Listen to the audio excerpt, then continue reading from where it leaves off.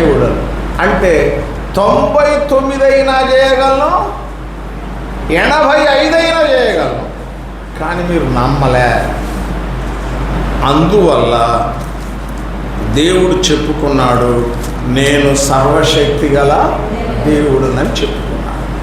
వీళ్ళు గనక నమ్మితే హాగరుతో పోకపోతే ఈ వచనం ఉండేది కాదు. ఏ వచనం? నేను సర్వశక్తి గల దేవుడునని చెప్పుకోవాల్సిన అవసరం ఆయనకు ఉండేది కాదు. ఇప్పుడు ఏం చెప్పాడు? 17వ అధ్యాయం 1వ వచనం చూడండి.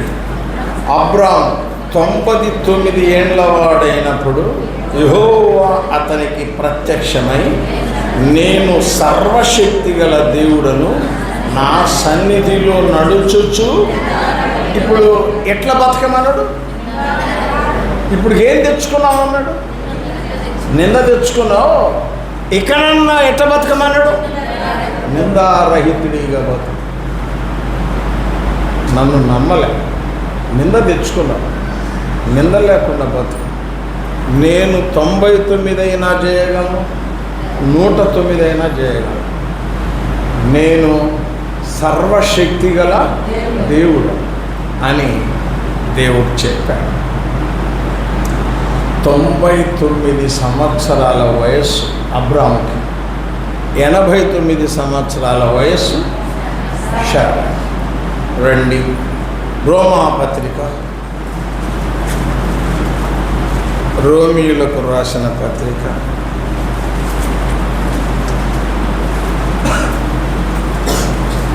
రోమాపత్రిక 4వ అధ్యాయం 18వ వచనం చూడండి. రోమియులకు రాసిన పత్రిక 4వ అధ్యాయం, నీ సంతానం ఇలాగు ఉండునని చెప్పిన దానిని బట్టి తాననేక జనములకు తండ్రి అయినట్లు నిరీక్షణకు ఆధారము లేనప్పుడు అతడు నిరీక్షణ కలిగి. ఇప్పుడు ఏ వయసులో?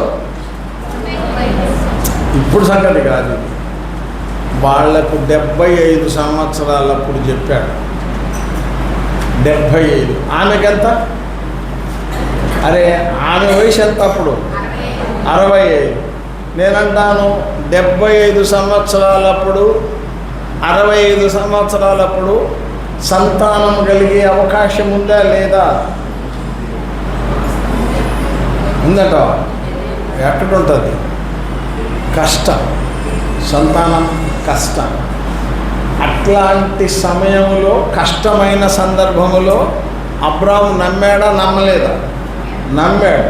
నిరీక్షణ కలిగి నమ్మాడు. 18వ వచనం 19, మరియు అతడు విశ్వాసమందు బలహీనుడు కాక రమారని 100 ఏండ్ల వయసు గలవాడయుండి అప్పటికి తన శరీరం మృతతుల్యమైనట్టును శారా గర్భమును మృతతుల్యము. ఇద్దరి దేహాలు కూడా ఏమైనాయి? మృతతుల్యమైనవి. 99 సంవత్సరాలప్పుడు అబ్రాము వచ్చి మీదటికి కుమారుడు కలుగుతాడని చెప్పాడు. 99 ఎప్పుడు? మీదటికి అంటే వచ్చే సంవత్సరానికి కొడుకు పుడతాడని చెప్పాడు. 99 అప్పుడు శారా ఏం చేసింది? నవ్వింది. నవ్విన తర్వాత దేవుడు ఏమన్నాడు? నువ్వు నవ్వావన్నాడు. నమ్మలేదు, నవ్వావన్నాడు. అప్పుడు ఆమె ఏమన్నది? నేను నవ్వలేదులే అన్నది. నేను నవ్వలేదు అన్నది. ఇప్పుడు 99 సంవత్సరాల వయస్సులో, ఆమెకు 89 సంవత్సరాల వయస్సులో మరలా దేవుడు వాళ్లకు ప్రత్యక్షమై మీదటికి వచ్చే సంవత్సరానికి నీ కౌగిట బిడ్డ ఉంటాడని చెప్పాడు. ఈమె నవ్వింది. కానీ సర్వశక్తి గల దేవుడు ఆమె గర్భము దాల్చేటట్లుగా చేశాడు. ఏ వయసులో? 89. ఎవరి వయసు?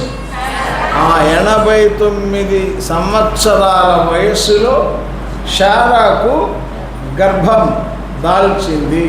89 సంవత్సరాల వయసులో 90వ సంవత్సరంలో కుమారుణ్ణి కన్నది. అప్పటికి అబ్రహాం వయసు ఎంత? 100 సంవత్సరాలు. ఇదట పట్టుకోండి. ఆదికాండం 21కి రండి. ఆదికాండం 21. యెహోవా తాను చెప్పిన ప్రకారం శారాను అంటే వాగ్దానం చేసిన వాడు నమ్మదగినవాడు. యెహోవా తానిచ్చిన మాట చొప్పున శారాని గూర్చి చేశాడు, వాగ్దానము నెరవేర్చాడు. 2వ వచనం, ఎట్లనగా దేవుడు అబ్రహాముతో చెప్పిన నిర్ణయ కాలములో శారా గర్భవతి అయి అతని ముసలితనమందు కుమారుని కనెను. మనం చూస్తున్నాం దేవుని వాక్యంలో. కనుక 5వ వచనం, అబ్రహాము కుమారుడైన ఇస్సాకు అతనికి పుట్టినప్పుడు అతడు 100. ఎన్ని సంవత్సరాలు? 100. ఎవరికి? అబ్రహాముకి ఎన్ని ఏళ్ళు? 100. శారాకి 90 సంవత్సరాలప్పుడు ఆమె కన్నది. ఎవరిని కన్నది? ఇస్సాకును కన్నది. ఇప్పుడు 86 ఒక పిల్లగాడు పుట్టాడు, ఇష్మాయిల్ పుట్టాడు. 100 ఒక పిల్లగాడు పుట్టాడు, ఇస్సాకు. ఇప్పుడు శరీర ప్రకారం పుట్టినవాడు మొదట పుట్టాడు, ఆత్మను బట్టి పుట్టినవాడు తర్వాత పుట్టాడు. మీకు అర్థమవుతుందని చెప్పి, శరీరమును బట్టి పుట్టినవాడు మొట్టమొదట పుట్టాడు, ఆత్మను బట్టి పుట్టినవాడు తర్వాత పుట్టాడు. మధ్యలో గ్యాప్ ఎంత? 14 సంవత్సరాలు. వాడికి ఈ అబ్బాయికి ఎంత వయసు తేడా ఉంది? 14 సంవత్సరాల వయసు తేడా. కనుక మనము శరీరం పనిచేసిందా? మొట్టమొదట ఆత్మ పనిచేసిందా? ఇప్పుడు మనిషిలో శరీరం పనిచేస్తుందా? మొదట ఆత్మ పనిచేస్తుందా? అంటే అందరిలో కాదు కానీ అంటానికి కూడా లేదు. అబ్రాహాము లాంటి వాడే పడిపోతే ఇంకా నువ్వు నేనేమో చెప్తున్నా. అబ్రాహాము దేవుని నమ్మెను, అది అతనికి నీతిగా. మామూలుడు కదా, విశ్వాసులకు ఆయన ఏమవుతాడు? తండ్రి గారే పడిపోతే పిల్లగాళ్ళదేముంది? మీరు గమనించాలా, నమ్మిన వాడిని కూడా నమ్మినట్టుగా ఉంచడు. ఎవడో సాతాను. ఈయన నమ్మిన స్త్రీ బలహీన గట. ఎవరు? స్త్రీ. మొట్టమొదట ఏదేను తోటలో ఎవరి దగ్గరకు వచ్చాడు? హవ్వ దగ్గరకు వచ్చాడు. తర్వాత శారా దగ్గరకు వచ్చాడు. అర్థమవుతుందని అంటే వాడు ఎవరి దగ్గరికి రావటంలే. అరే ఎవరి దగ్గరికి రావటం లేదంటే ఆదాము దగ్గరకు రావటంలే, అబ్రహాం దగ్గరికి కూడా రావటంలే. ఎవరి దగ్గరకు వస్తున్నాడు మాట్లాడితే? హవ్వ దగ్గరికి వస్తాడు, శారై దగ్గరికి వస్తాడు. అంటే వీళ్ళు ఎవరని? బలహీనమైన ఘటాలు. ఊరికనే పడేయచ్చు.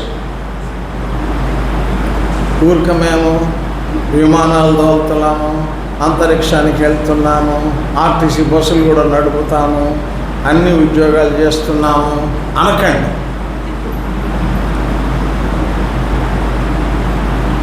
బలహీన ఘటమే.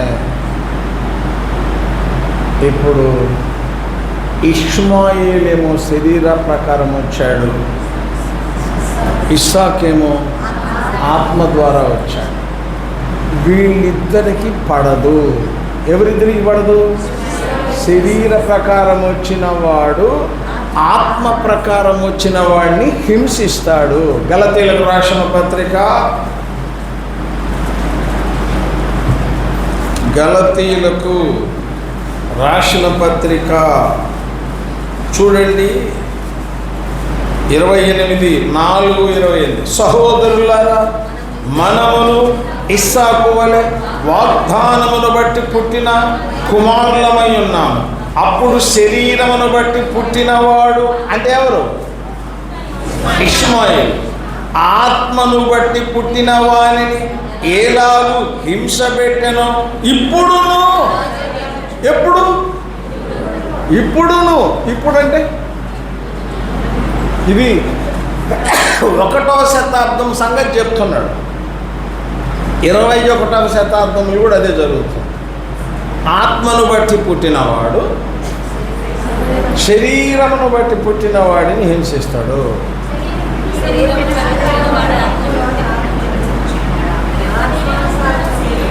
ఆత్మను బట్టి పుట్టినవాడు శరీరమును బట్టి పుట్టిన వాడిని హింసిస్తాడు. ఏమంటారు బ్రదర్స్? నువ్వు ఎట్లా చెప్పాను మాకు, నువ్వు ఎట్ట చెప్పినా ఒకటేనన్నా అంతలో మీరు. శరీరాన్ని బట్టి పుట్టిన వాడు ఎవరిని హింసిస్తున్నాడు? ఇప్పుడు 21వ శతాబ్దంలో కూడా అసలు ఇజ్రాయేలు దేశం అనే దానిని లేకుండా చేయటం కొరకు ఇరాన్ ప్రయత్నం చేస్తుంటే ఇజ్రాయేలు పక్షాన అమెరికా నిలబడి అట్లా సహకారం ఇస్తున్న పరిస్థితి. అసలు వీళ్ళ ఉద్దేశం ఏంది?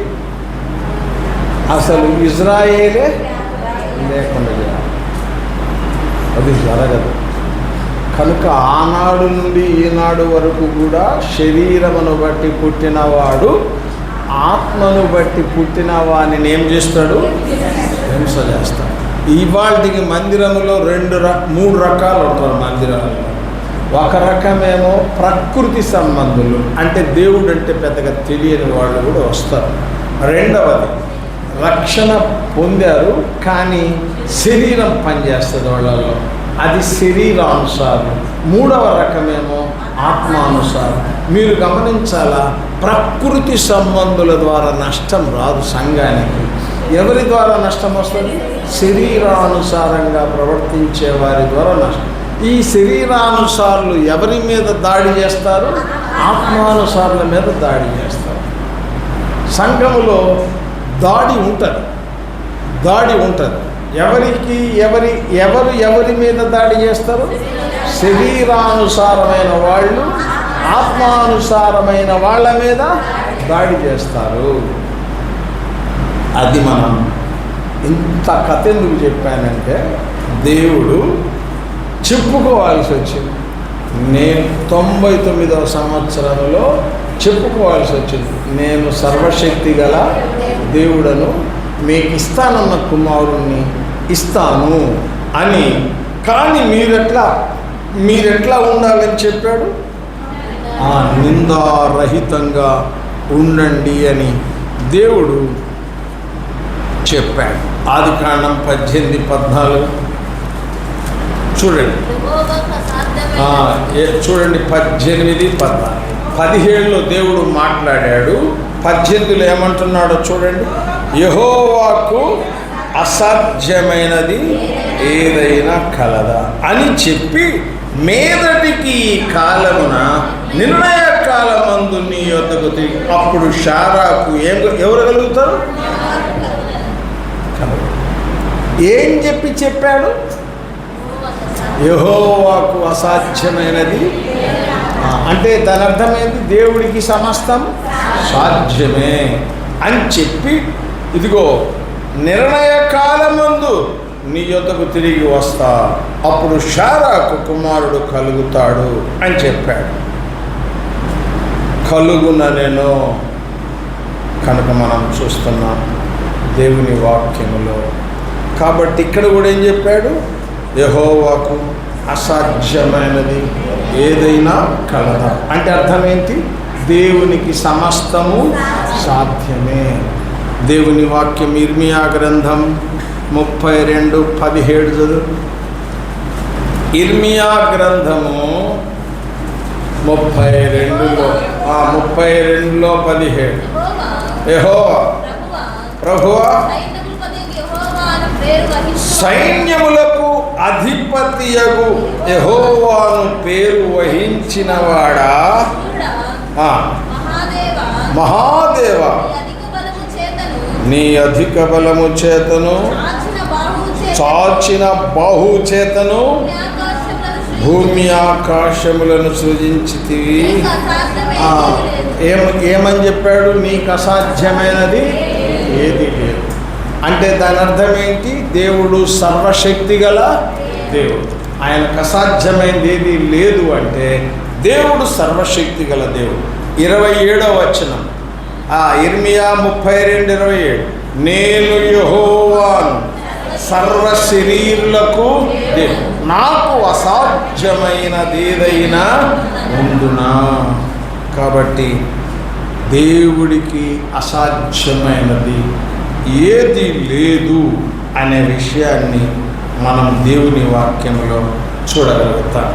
రండి, మార్క్స్ వార్త దేవుని వాక్యము నుండి మార్క్స్ వార్త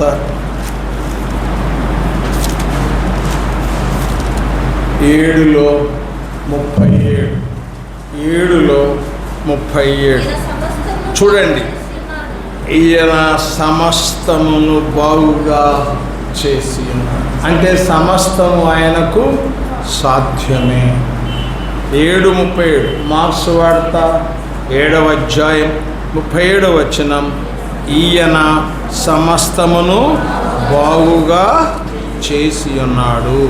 కనుక దేవునికి సమస్తమును సాధ్యమే అనే విషయం దేవుని వాక్యంలో మనం చూడగలుగుతున్నాం. ఇప్పుడు దేవుని వాక్యము నుండి 4:21 వస్తాం. అక్కడికి వెళదాం. రోమాపత్రిక దేవుని వాక్యములో ఇందాక మనం చదివాం 19వ వచనం, మరియు అతడు విశ్వాసమందు బలహీనుడు కాక రమారమి 100 ఏండ్ల వయస్సు గలవాడయుండు. అప్పటికి తన శరీరము మృతతుల్యమైనట్టును శారా గర్భమును మృతతుల్యమైనట్టును ఆలోచించెను గాని అవిశ్వాసము వలన దేవుని వాగ్దానమును గురించి సందేహింపక. 21వ వచనం చూడండి. దేవుని మహిమపరిచి ఆయన వాగ్దానము చేసిన దానిని నెరవేర్చుటకు సమర్థుడని రూఢిగా విశ్వసించి విశ్వాసము వలన బలం. చెప్పండి, వాళ్ళకు సంతానం కలగడానికి కారణం ఏంటి? జాగ్రత్తగా, విశ్వాసము వలన ఏం పొందారు? బలం. ఎవరు? అబ్రాము, శారా. ఇద్దరు కూడా ఏ వయసులో? 99. ఆమె వయసు 89, 79 కాదు, 89. 89 ఆమెకు, 99 ఆయన. ఇద్దరి దేహాలు కూడా దేంతో సమానం? మృతతుల్యం. అంటే చచ్చిన వారితో సమానం. అంటే వాళ్ళ దేహంలో జీవము కోల్పోయింది. పిల్లలు పుట్టడానికి వారిలో తగిన జీవము లేదు. ఇద్దరిలో లేదు. ఇద్దరిలో లేకపోయినా సర్వశక్తి గల దేవుడు నిర్జీవమున్న వారిలో ఏం పోశాడు? జీవం పోశాడు. జీవం పోసి మృతతుల్యమైన దేహాల నుండి అద్భుతమైన కుమారుణ్ణి బయటకు తెచ్చాడు. ఎవరు వచ్చారు ఇప్పుడు బయటికి? ఇస్సాకు బయటకు వచ్చాడు. ఇస్సాకు దేని నుంచి బయటకు వచ్చాడు? మృతతుల్యమైన వారి ఇద్దరి దేహాలలో దేవుడు జీవం పోయడం ద్వారా, పునరుద్ధాన బలం పోయడం ద్వారా ఆ బలము చేత కలిగిన వాడెవరు?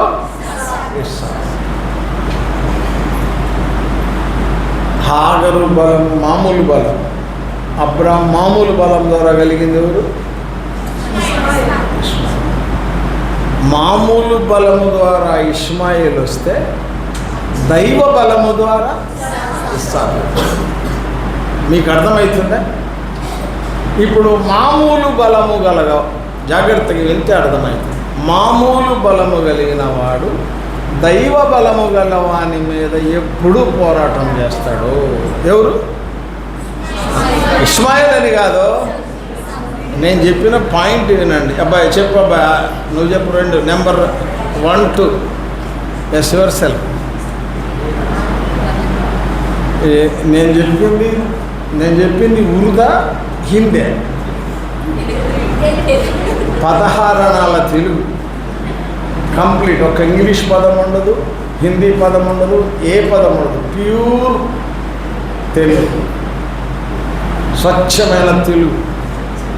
చెప్పు. ఇప్పుడు కన్నా కనుక్కున్న పక్కన కనుక్కోవటానికి వాళ్ళింటే కాదు, వాళ్ళింటేగా. చెప్పు తమ్ముడా. No no no no no no no నేను చెప్పింది నువ్వు ఊరికే మొదటి నుంచి విన్నదాన్ని బట్టి చెప్పినావు కానీ ఇప్పుడు విన్నదాన్ని బట్టి చెప్పలే. ఏమి తమ్ముడా?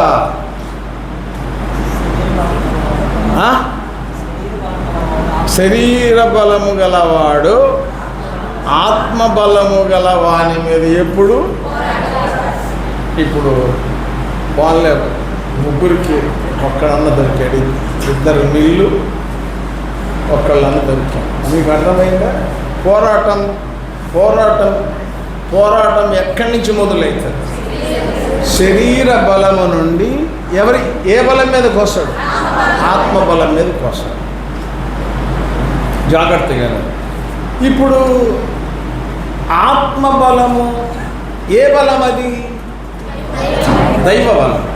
దైవ బలంలో ఏముంది? సర్వశక్తి. ఏముంది? సర్వశక్తి. కాబట్టి శరీర బలము గలవాడు వచ్చినా సర్వశక్తిమంతుని బలము ఆత్మ సంబంధిలో ఉంది కనుక మొదటి రౌండ్లోనే పోతాడు. ఎవరు? మొదటి రౌండ్లోనే తిప్పి అవతల పడేస్తాడు. ఈ ఆత్మబలము కలిగిన వాడు ఎవరిని? శరీర బలం. అయితే వచ్చేవాడు ఎవరు? అరే మీదికి వచ్చేవాడెవరు? శరీర బలము గలవాడు మీదికి వస్తాడు. ఎవరి మీదికి వస్తాడు? ఆత్మబలం మీది గలవాడికి వస్తాడు. కానీ ఆత్మబలము కలిగిన వానిలో ఏ శక్తి ఉంది? సర్వశక్తి ఉంది. ఈ సర్వశక్తి కలిగినటువంటి ఆత్మబలము కలిగిన వాడు శరీర బలము గలవాడిని తిప్పి అట్టబడేస్తాడు. అందుకే మనం దేంతో నింపబడాలా? ఆత్మబలంతో నింపబడాలి. ఇప్పుడు ఏమేమి ఉంటాయి ఊళ్ళలో ఇప్పుడు ఎక్కువగా?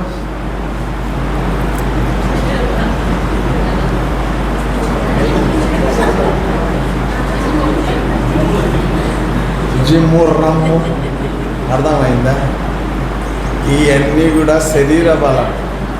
అయితే ఆరాధన, ప్రార్థన, వాక్యం ఏ బలం?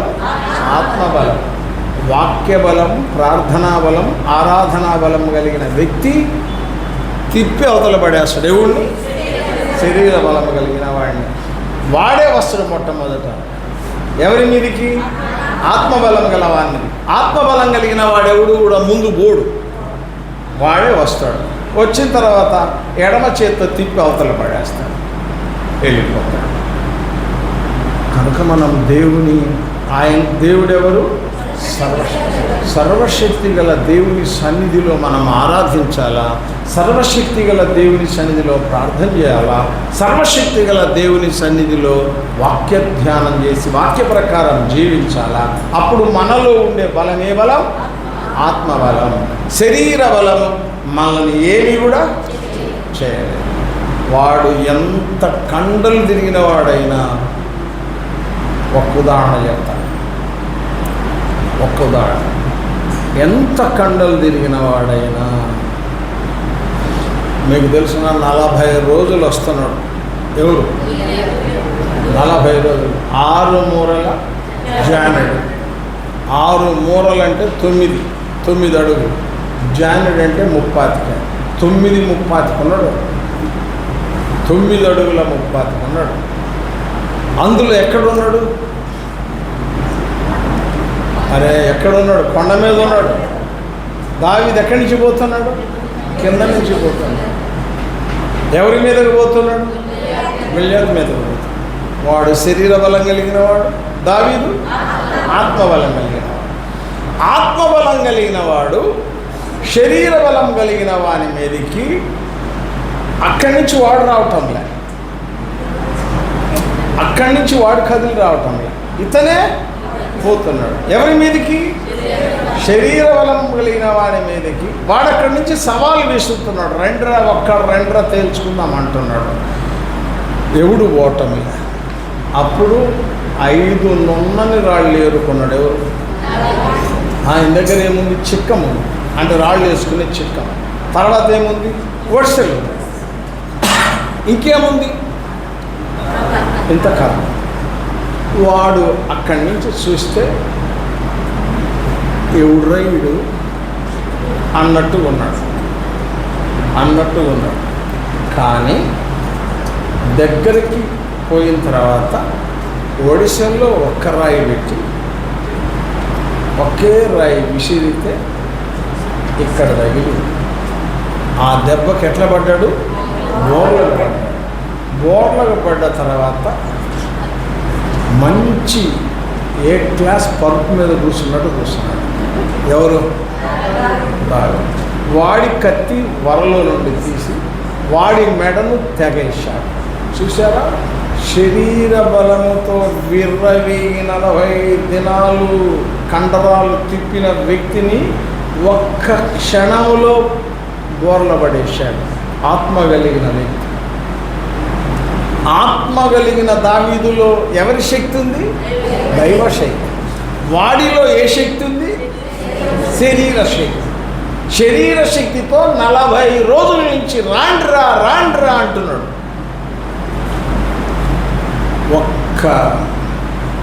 ఒక్క 5 నిమిషాల లోపల ఇదంతా జరుగుతుంది. దావీదుకు వేల కొలది, అట్ట బాడినట్టయితే గోల లేకుండా. ఈ ఆడోళ్ళ గోల ఎక్కడైనా వాళ్ళు ఏమన్నారంటే సౌలుకు వేల కొలది అన్నారు, దావీదుకు 10,000 కొలది. నేనెవరు, అతనెవరు? రాజులయ్యుండి నాకు 10,000 పాడాలి కానీ అతనికి 10,000 పాడతారే అని వానికి పట్టింది. మళ్ళా సాతాను ఎవరికి? సౌలుకు పట్టింది.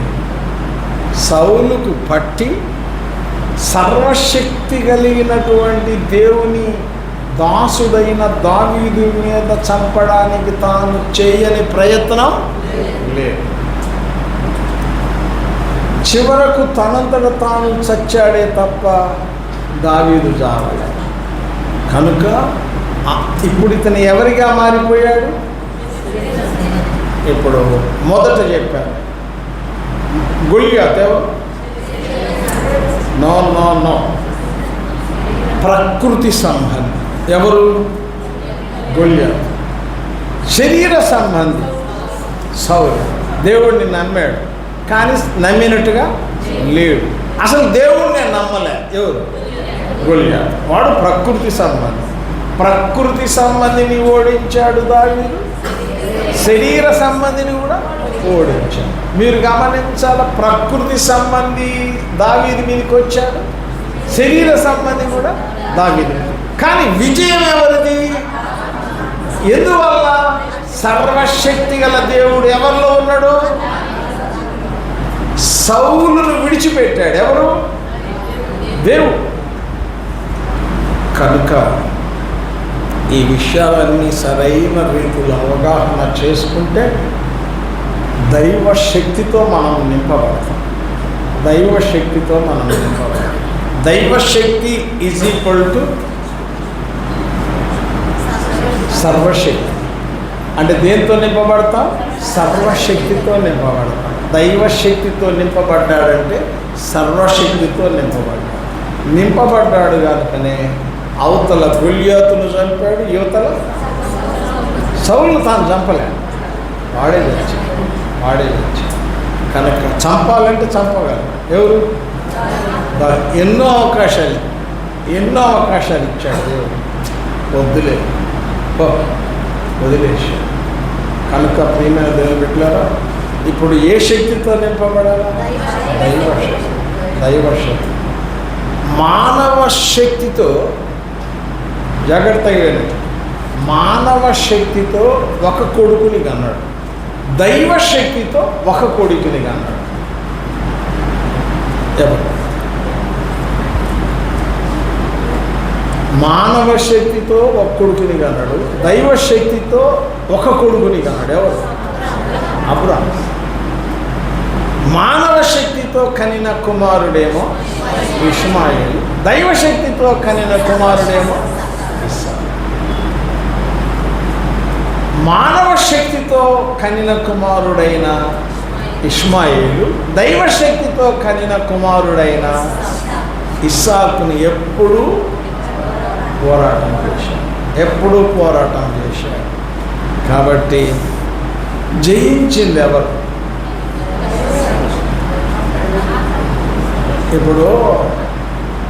ఇప్పుడు ఇస్సాకు జయించాడా, ఇష్మాయిల్ జయించాడా? ఇస్సాకు జయించాడు.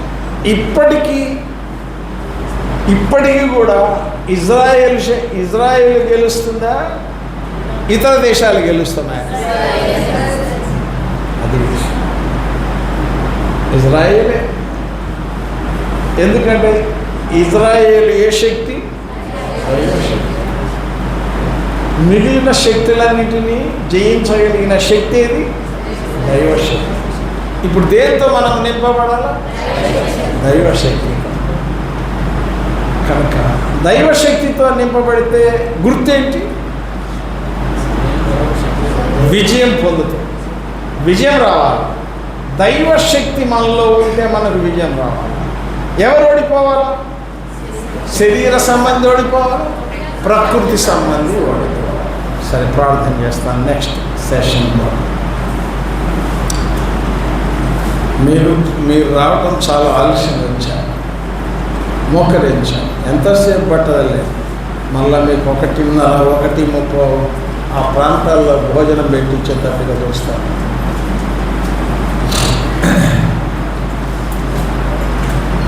అక్కడ కూడా తయారు కావాలిగా, వాళ్ళు కూడా తయారు చేస్తారు. తయారు చేస్తే కదా మనం తినగలిగేది. ప్రేమ కలిగిన పరిశుద్ధుడైన స్తోత్రాలు. శక్తులు